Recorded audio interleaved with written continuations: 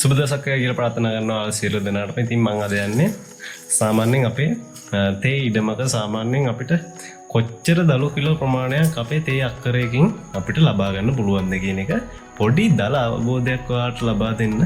මේක සාමාන්‍යයෙන් මම කියන දේම ඒ විදිහටම වෙනව නෙවෙයි. මම මේ යම්කිසි අදහසක් දෙනවා තේ අක්කරයකින් අපිට කොපමණ ආදායමකට අවම වශයෙන් යන්න පුළුවන්ද කියන එක පිළිබඳව.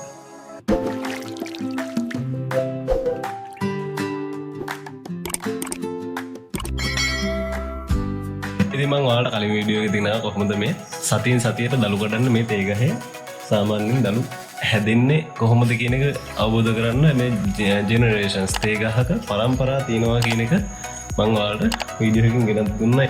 ඒ කියන්නේ මේ සාමාන්‍යයෙන් හිතන්න මෙන්න මෙතන තියෙනවා කොළයයි ගිරියයි. ඒ වගේ දළු කිහිපයක් මේ තේ ගහේ තියෙනවා. ඒක එක මට්ටමක්. ඒ වගේ මට්ටම් 5ක් 6ක් කින් විතර සාමාන්‍යයෙන් තේ ගහක් සමන්විතයි. එතකොට ඒ වගේ මට්ටම් කිහිපයක් තියෙන නිසා තමයි අපිට සතියෙන් සතිය මේ සතියේ එක මට්ටමක් හරි මට්ටම් දෙකක් හරි කඩනවා. ඊට පස්සේ ඊළඟ සතියේ ඊළඟ පරම්පරාව කඩනවා. එහෙම තමයි අපි මේ තේ ගහක දළු කැඩීම සිද්ධ කරන්නේ. සාමාන්‍යයෙන් දැල්ලක් කැඩුවාම මෙතනින් දැන් දැල්ලක් කැඩුවා නම් එතනින්ම ආයේ දැල්ලක් හට ගන්න දවස් 45ත් 60ත් අතර ප්‍රමාණයක් යනවා. ඒ සියලු විස්තරය මම කලින් වීඩියෝ එකදී ඔයාලට කියලා දුන්නා. ඔයාලා ඒ වීඩියෝ එකේ බලන්න පල්ලෙහා ඩිස්ක්‍රිප්ෂන් එකේ මම ඒ වීඩියෝ එකේ ලින්ක් එක දාලා තිනවා. ගිහිල්ලා ඒ වීඩියෝ එක බලන්න. ඉතින් අපි කොච්චර තේ දළු ප්‍රමාණයක් කිලෝ ප්‍රමාණයක් කඩා ගන්නවද කියන එක තීරණය කරන්නේ මේ වගේ දළු. අපි දළු කීයක් කඩා ගන්නවද? ඒ කියන්නේ දළු ප්‍රමාණය සහ එක දැල්ලක බර.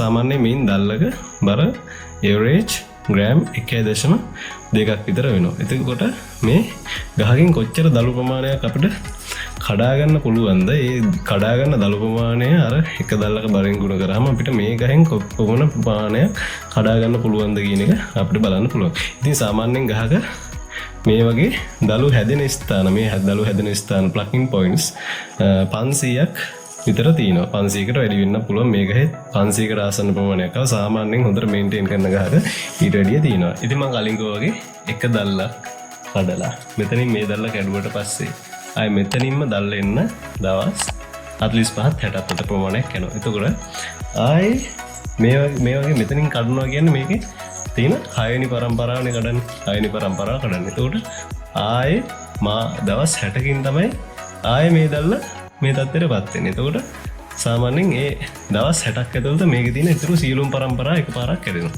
එතකොට සාමාන්‍යයෙන් මේ ප්ලකින් පොයින්ට් 600ම නැත්නම් 500ද 400ද එක ගහෙන් ගහට එක ප්ලකින් පොයින්ට්ස් ප්‍රමාණයක් තියෙන එක මාස දෙකක් ඇතුළත කැඩෙනවා. එතකොට අපි සාමාන්‍යයෙන් දල වශයෙන් මම මේ ගන්න එකකින් පහසු වෙන්න කියනවා ප්ලකින් පොයින්ට් 430 කියලා අපි ගමු අඩු කරලා ගන්න අඩු කරලා ගන්නවා 430 කියලා. එතකොට 430 නම් ඒ 400ම මාස දෙකක් ඇතුළත දවස් 60ක් ඇතුළත 45ත් 60ත් අතර ප්‍රමාණයකට කැඩෙනවා. අපි දවස් 60කින් කැඩෙනවා කියලා ගමුකෝ. දවස් 60කින් කැඩෙනවා නම් මේ ප්ලකින් පොයින්ට් 400 කැඩෙන්නේ මාස දෙකකට. එතකොට එක මාසයකට කැඩෙනවා ප්ලකින් පොයින්ට් 200ක් නේද?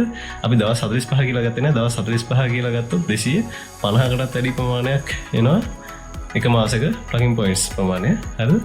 එතකොට අපි ඒක තවත් අපේ ආදායම අඩු කරගෙන ගන්න. මම මේ ගන්න එකකින් පෙන්නන්න දවස් 60ක් කියලා ගත්තොත් ඒක අර 400 බෙදන්න ඕන දෙකෙන්. එතකොට ප්ලකින් පොයින්ට් 200ක් තමයි එක මාසයක කැඩෙන්නේ.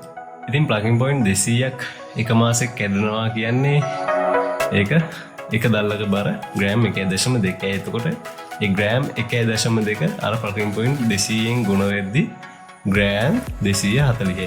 ඒ කියන්නේ එක මාසෙකදී එක ගහකින් අපිට ග්‍රෑම් 240ක් කඩා ගන්න පුළුවන්. ඒ කියන්නේ එක ගහකින් එක මාසෙකට දළු කිලෝග්‍රෑම් 0.27ක් කඩා ගන්න පුළුවන්. ඉතින් සාමාන්‍යයෙන් තේ අක්කරයක තේ ගස් 5000ක් විතර තියෙනවා කියලා අපි එවරේජ් හිතුවා. ඊට වැඩි තියෙන්නත් පුළුවන්. ඊට අඩු වෙන්නත් පුළුවන්. ගල් එහෙම තියෙනවා. ඉතින් ඊට අඩු වෙන්නත් පුළුවන්, වැඩි වෙන්නත් පුළුවන්. සාමාන්‍යයෙන් එවරේජ් අපි 5000ක් තියෙනවා කියලා ගත්තොත් එක ගහකින් කැඩෙන්නේ කිලෝග්‍රෑම් 0.24යි නම් ඒක 5000න් ගුණ වුණොත් ඒ තේ ගස් 5000න් ගුණ වුණොත් සාමාන්‍යයෙන් මාසෙකට දළු කිලෝ 1200ක් අපිට කඩා ගන්න පුළුවන්.